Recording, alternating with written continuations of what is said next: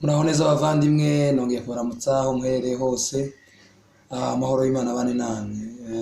Twatangiye kuvuga ku bijanye n'amasengesho, twatangiye kuvuga ku bijanye n'ibyo tugomba gusenga. Rero Uwiteka Imana ibashe kubaha umugisha. Ijambo ryacu ry'uyu munsi dusoma ijambo ry'Abatesalonike ba mbere, ni ibice 5 umurongo w'17. Aravuga ngo musenge ubudasiba. Bwana asifiwe.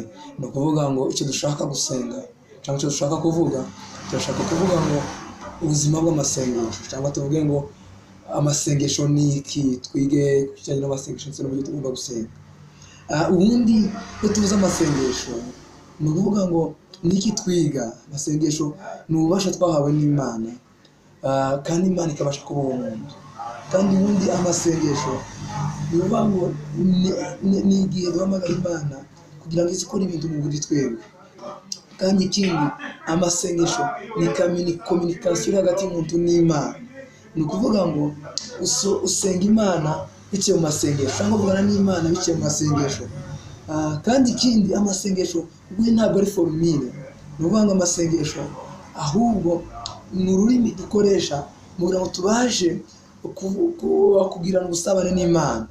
Bivuze ngo ntabwo ari formule y'uburyo dusenga, ahubwo ni relationship tugirana n'Imana. Amasengesho kandi baravuga ngo ntabwo ari umwitozo w'idini, ntabwo ari umwitozo w'ikanisa, ahubwo amasengesho ni umwitozo wo mu mwuka uvuye indani mu mutima. Ni ukuvuga ngo ni umwitozo wo mu mwuka uvuye muri wewe ndani. Kandi ikindi, amasengesho ni ukuvuga ngo ni ukugira ibiganiro hamwe na Data. Bivuze ngo ni ukugirana ibiganiro hamwe n'Imana Data. Ni ukuvuga ngo ukagirana ibiganiro n'Imana nta kintu yisabye, ahubwo ukagirana ibiganiro n'Imana muganira, muvugana, mugirana ubusabane nayo. Kandi ikindi cya kabiri, ese ni izihe qualification tugira mu masengesho, cyangwa se ni iki tugira ngo tugire, cyangwa se ni iki gisaba ngo tugire amasengesho? Ubundi cya mbere, umuntu yarimo arasenga agomba kuba ari muri Data. Bibiliya ivuga ngo nimuguma muri nje n'amagambo yanje akaguma muri mwe, nzabasha gukora icyo musaba cyose. Ni muri Yohana 15:7. Bivuga ngo icya mbere bisaba kugira ngo ubashe kuguma muri Kristo. Ni ukuvuga ngo kugira ngo Imana igire icyo ikora, mugomba kuba uri muri Kristo. Bigasaba kandi kugira ngo ube muri Kristo bisaba iki? Birasaba kuba waravutse ubwa kabiri. Ni ukuvuga ngo nibyo tuza gusanga mu Baroma igice cy'umurongo w'9 kugeza ku murongo w'10. Avuga ngo uvuke mu muryango w'Imana. Numara kuvuka mu muryango w'Imana, hanyuma noneho ube muri Kristo. Ni ukuvuga ngo kuba muri Kristo birasaba kwanza kwa mbere ubanze kuvuka ubwa kabiri. Ikindi kandi cyerekana ko uri muri Kristo, birasaba cyangwa se bisobanura, ni ukuvuga ngo you must have fellowship with the Father. Ni ukuvuga ngo ugomba kuba ufite fellowship cyangwa se ubusabane na Kristo ndetse n'Imana ndetse n'Umwuka Wera. Bivuze ngo ntiwogira ubusabane n'Imana utafitanye ubusabane na Kristo. Bivuze ngo Kristo ni umuhuza w'Imana n'abantu. Kandi ikindi cya kabiri, ikimenyetso kiduhuza twebwe na Kristo ni manshekana ko turi kumwe na Kristo. Umwuka Wera ni gihamya kiguhamiriza kuri kumwe na Kristo. Bwana asifiwe. Turi kwiga ku kintu kizanye n'amasengesho. Kandi ikindi cya kabiri, character cyangwa se qualification z'amasengesho, you must abide in his word. Birasabura ngo ugire n'ijambo ry'Imana muri wowe. Ni ukuvuga ngo niba uri muri Kristo ntabwo bihagije gusa, ahubwo n'ijambo ry'Imana reka rigume muri wowe. Ni ukuvuga ngo n'ijambo ry'Imana niriba muri wowe, ugomba gushinga imizi muri ryo. Hanyuma kandi ijambo ry'Imana niba riri muri wowe, ni ukuvuga ngo rizaba rifite agace, a portion, uzaba ufite igice cy'ijambo muri wowe. Ni ukuvuga ngo Satani ntiyagutera, nta nubwo yokunesha kubera ko ufite ijambo muri wowe. Nanagutera uzabasha kumwiga no kumwikiza kubera ko ufite ijambo muri wowe. Rero ubuzima bw'amasengesho bisaba kugira ijambo muri wowe kugira ngo Uwiteka agire icyo akora muri wowe. Ikindi kandi n'amajambo y'Imana naba muri wowe. Ni ukuvuga ngo ni ukuvuga ngo ibyifuzo by'Imana cyangwa se the wills of the Lord izaba muri uvuga ngo iby'Imana ishaka izabikoresha nawe kugira ngo Uwiteka abashe guhabwa icyubahiro. Ni ukuvuga ngo ubushake bw'Imana uzabasha kubukora. Ikindi cya kabiri ni ukuvuga ngo ugomba kugira icyo bita kamere, icyo bita imbuto z'umwuka wera. Ni ukuvuga ngo imbuto z'umwuka wera ni ziza bitewe nuko wabashe kuguma muri Kristo ndetse n'ijambo rye rikaguma muri we. Ni ukuvuga ngo ikindi cya kabiri haza icyo twita ngo compassion is the result of love. Ni ukuvuga ngo urukundo niruba muri wowe uzogira compassion, ni ukuvuga ngo uzogira impuhwe kuri bagenzi bawe cyangwa se ikindi n'ikindi, kuko Uwiteka afite imbaraga muri wowe. Kandi ikindi cya kabiri tuzatubwira ngo tuvuge icyo twita ibice bitandukanye by'amasengesho. Hanyuma noneho tutarabivuga tugomba kuvuga ngo akamaro k'amasengesho ni akahe. Ubundi ko tugiye kuvuga ku masengesho ni akahe kamaro muri rusange, n'iki bitumariye. Kuko abantu bakenera cyane, bumva cyane bafite gusenga ariko batamenye icyo bita gusenga icyo ari cyo. Ubundi gusenga cyangwa se umuntu aremewe mu cyo twita ngo ni impuza, nicyo twita ngo ni uturemangingo tw'amasengesho. Bivuze ngo niba ufite uturemangingo, ni ukuvuga ngo umuntu nadasenga Imana azasenga ikindi kintu. Bivuze ngo umuntu afite inyota muri we no kuramya no gusenga. Bivuze ngo niba udasenga Imana hari ikindi kintu uzosenga. Rero iyo utabashe gutahura ko ufite inyota muri wowe y'amasengesho, uzobasha kumenya icyo Uwiteka gusaba ndetse n'icyo ushaka gukora, Imana ishaka gukora muri wowe. Nk'urugero, nk'igihe abana b'Isiraheli babashe kubona Musa atinze ku musozi, baravuze ngo Mose n'Imana ye bagiye, ahubwo noneho reka twiremere ikindi kintu tuzoza dusenga. Rero niba mu gihe noneho umuntu adafite icyo asenga, cyangwa se mu gihe umuntu adasenga Imana, hari ikindi kintu azosenga, kubera ko muri we abumba ngo turemangingo two kuramya no guhimbaza two gusenga muri we. Rero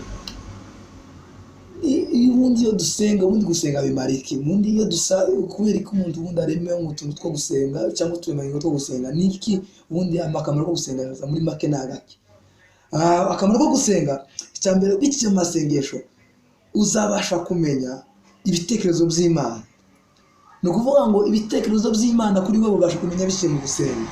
Ikindi cya kabiri, biciye mu gusenga ubusabane bwawe ndetse no gushikamana n'Imana bizabasha kuza bitewe nuko wewe n'Imana muzabasha kugira ngo mube umwe. Ikindi kandi amasengesho ni itegeko riva ku Mana. Turasanga mu Batesalonike ba mbere aho twasomye igice cya 5:17. Ikindi kandi amasengesho ni ukuvuga ngo afata icyo twita ngo ni spiritual dimension. Ni ukuvuga ngo afata ikirere cy'umwuka. Ni ukuvuga ngo tubafata ikirere cy'umwuka bidaciye mu masengesho. Ikindi kandi biciye mu masengesho kandi Imana ni ukuvuga ngo ikora hano ku isi. Ni ukuvuga ngo Imana itiyokora hano ku isi bidaciye mu masengesho, tuzoyihamagara, ariko izagira icyo ikora biciye mu masengesho. Ni ukuvuga ngo kandi biciye mu masengesho tubasha gutahura imigambi y'Imana ndetse n'icyo Imana ishaka gukora, ndetse n'icyo naho Imana ishaka kutujana biciye mu masengesho.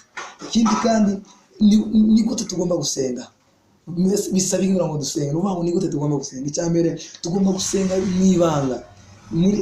Tubisanga muri Matayo 6:6. Uvuga ngo nuje gusenga usenge mu ibanga. Ikindi cya kabiri tugomba gusenga, ni ukuvuga ngo tugomba gusenga dukurikije ubushake bwa Data. Ni ukuvuga ngo according to the God's will. Ikindi kandi gusenga tugomba gusenga ubudasiba. Bwana asifiwe. Ni ukuvuga ngo gusenga ntabwo ari ubunyine, ahubwo gusenga ni ubuzima bwa buri munsi. Bivuze ngo ni ukuvuga ngo aho uri hose ugomba gusenga. Bivuze ngo ntabwo gusenga ari ukuvuga ngo ufate iminsi runaka uje gusenga. Iyo niyo twita umwiherero w'amasengesho. Ariko gusenga ni ukuvuga ngo ni ubuzima. Ni ukuvuga ngo ni ubudasiba. Ushobora gusenga uri mu kazi cyangwa uri gukora ikindi. Ikindi kandi mu buryo ni gute tuvuga ngo ni gute tugomba gusenga. Ubundi kandi gusenga ni ukuvuga ngo nicyo twita pray with watchful attitude. ugomba gusenga ufite icyo bita kuba maso. Ni ukuvuga ngo tubisanga muri Petero 4:7. Petero wa mbere bavuga ngo ni ugusenga ukaba umurinzi cyangwa se ukaba maso, ukabera amaso abandi, ukabera amaso umujyi, ukabera amaso itorero, ukabera amaso umuryango wawe. Ubundi kandi gusenga wicishije bugufi, prayer with humility and submission. Tubisanga muri Matayo 6:7 ndetse no muri Luka 22:42.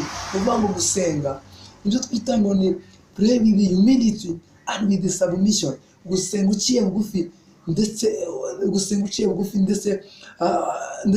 wowe ubwawe wumva ko ntago ugira urubanza. Ikindi kandi koresha uburyo bwose bwo gusenga. Bivuze iki? Iyo ukoresha uburyo bwose bwo gusenga, icyo twita ngo hari ugufunga no gufungura. Ni ukuvuga ngo Bibiliya ivuga ngo icyo uzofunga hano mu isi no mu ijuru kizoba gifungurwa, kandi icyo uzofungura hano mu isi no mu ijuru kizoba gifunguwe. Bivuze ngo nufungura ikintu hano kizabasha gufungurwa no mu ijuru. Rero niba wewe ukoresheje gusenga ukabera umujyi maso, uzofunga ibintu bitewe nuko nibona ikintu kigomba gusenya umujyi ahanyuma cyangwa se umuryango wawe kwagihagarara kwavuga ngo ndabera amaso umuryango wanje, ikintu kigomba guhagarara, uvuga ngo kigomba guhagarara. Kandi ikindi cya kabiri, nusenga uvuga gufunga ngo ndagifunze, kizafungwa no mu ijuru. Niba waba ngo ufunguye amahoro azo gufunguka no mu ijuru, kubera yuko Imana duhaye ububasha bwo kugira ngo dutegeke, kugira ngo tubashe kuzana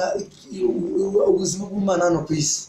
Rero Uwiteka bashikuba umugisha. Ni ukuvuga ngo ahangaha twarimo tuvuga introduction z'amasengesho, hanyuma tukavuga kandi akamaro k'amasengesho, tuvuga n'ubwo tugomba gusenga. Hanyuma noneho kandi tugiye kuvuga icyo twita ngo ni